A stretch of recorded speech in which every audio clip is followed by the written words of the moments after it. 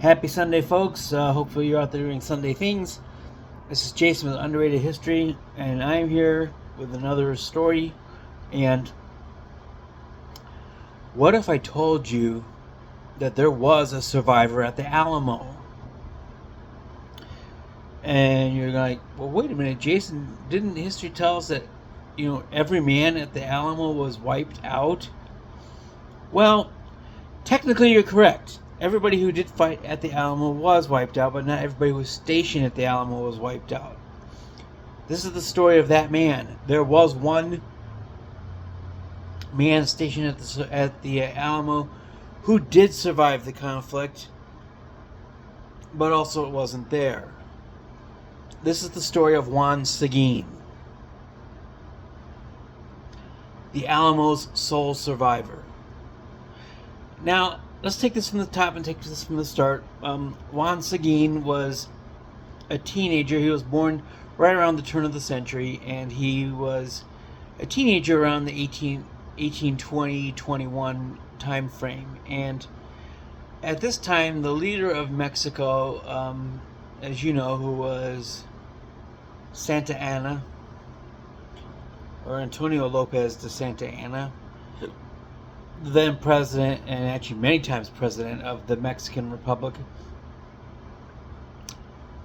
canceled the Constitution, to which a very young Juan Seguin was like, and of course he was living in Mexico at the time, a very young Juan Seguin was like, well, screw this guy, and he had no love for Santa Anna from that point forward, and therefore he would, when we get to the 1830s and the Texian army was fighting for independence from Mexico, Juan Seguin says, sign me up, and gladly and cheerfully did so. Now, Seguin did rise within the ranks and did become a general within the Texan army. And that's where we get to 1836, and that's where we get to the Battle of the Alamo. Seguin was stationed at the Alamo right along with everybody else who fought there, including the likes of William Travis, and the others. And however, once the Mexican army came in and invaded,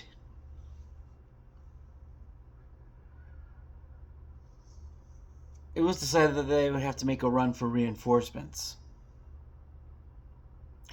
which is the task that General Seguin took up. So he left the area and basically went scouring for reinforcements in the Texas countryside. And the bad news for him, of course, was that once he got the reinforcements and returned to the Alamo, there's nothing else to reinforce. Obviously, that part of history, came to true. And the Alamo, every man who was left behind at the Alamo was wiped out. That's the part of history, of course, we all know. So General Seguin had reinforcements and nothing to reinforce, and so that was that for that part of the story. Now, Texas would go on to gain its independence later that year at the Battle of San Jacinto. I don't have any record of Juan Seguin being present for this one. He was serving in other capacities within the Texan army at this point, so he was not with Sam Houston at this particular time, but they did win the independence, and they won their own independence and became the Republic of Texas. Of course, General Sam Houston at San Jacinto went on to become the first president of the Republic of Texas. Seguin did not serve in the Republic of Texas government in any capacity. Rather, he went back to San Antonio and became the mayor of San Antonio, which of course is where the Alamo was and is located to this day. Mayor Seguin served 2 separate terms as mayor of San Antonio in the 1840s and the 1850s. So 2 terms that were separated. So Seguin became the mayor, and then he actually lived on until the year 18, I want to say it's 1889. He lived to be the age of 90. So he died of natural causes as opposed to his compatriots at the Alamo. And so Juan Seguin is the only survivor of the Alamo, the survivor that nobody ever talks about because he actually wasn't physically actively participating in that battle, but he was stationed there. And so he also left seeking for reinforcements, and then also left with a message for his fellow Texan soldiers and units that the message went out, from General Travis in particular, that we will never surrender, we will never give up. And of course, that is a message that is still stitched in history to this day. Juan Seguin carried that message. And from that point, it went on to the rest of the world. So, General Juan Seguin, basically a courier at this point, for lack of a better term, and a scouter. Sought the reinforcements, got the reinforcements, got back to the Alamo and found it completely obliterated and not a single survivor in the fortress.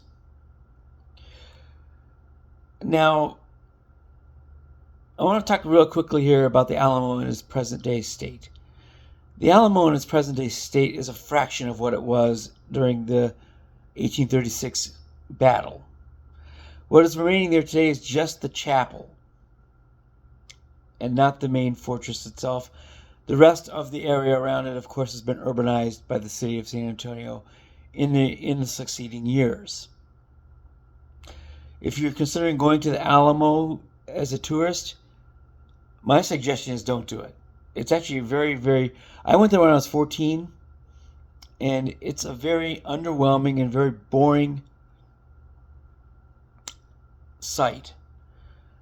The chapel, which is what is standing at the Alamo today, is more gift shop than it is actual monument. And so I will say, do not go to the Alamo. If you're going to go to San Antonio, there's lots of other things to do, particularly in the immediate area around the Alamo. The Riverwalk is very close by.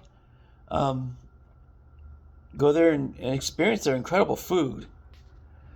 But don't go strictly for the Alamo. Very underwhelming, very chintzy, very much a tourist trap that almost nobody I've ever heard ever says that they're glad they went to, including myself. As for the legacy of Juan Seguin himself, well, one of the suburbs outside of San Antonio, the seat of Guadalupe County, is actually Seguin, Texas.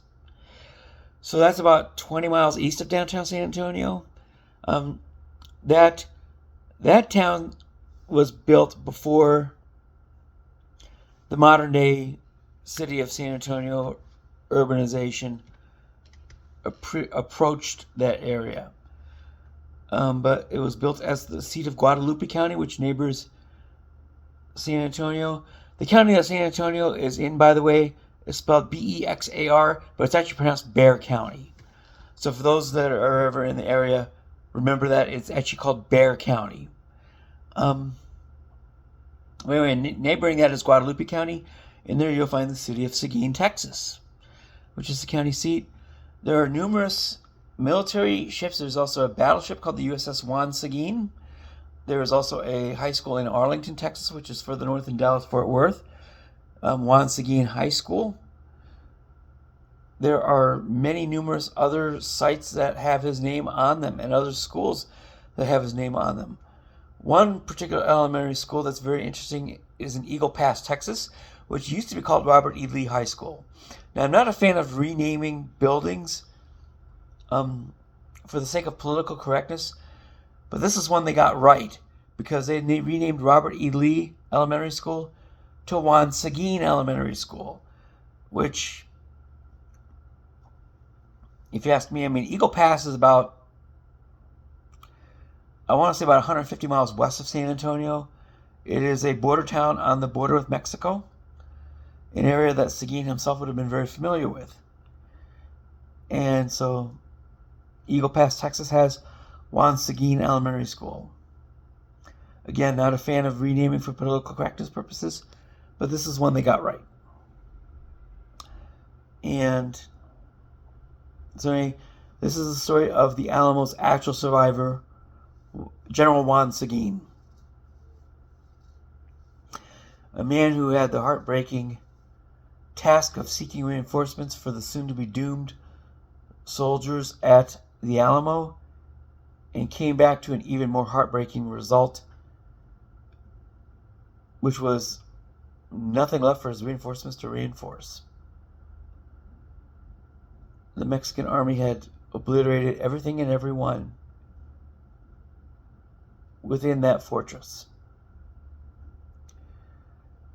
And a battle cry that would go on at San Jacinto with General Sam Houston, the particularly heinous way in which these men were massacred at the Alamo, and at a different battle called Goliad, which is a town about an hour and a half east of San Antonio. Remember the Alamo and remember Goliad. Well, Juan Seguin did remember the Alamo. Remembered it the rest of his life. Lived as the mayor of the city that housed it for non-consecutive terms. He certainly remembered the Alamo because he lived near it the rest of his life. So that is the story of the Alamo's one survivor that nobody ever talks about, because history always says that every man was obliterated. Within the battle itself, that is true. But within the actual men that were stationed there, it's not true. There was one survivor, and his name was Juan Seguin. So anyway, hope you enjoyed this. Hopefully you're doing your Sunday things, whatever that happens to be. Of course, for myself, that is church as usual. And I will be posting later.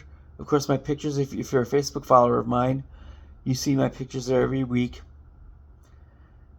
And this is not a serving week for me, but I will be there nonetheless.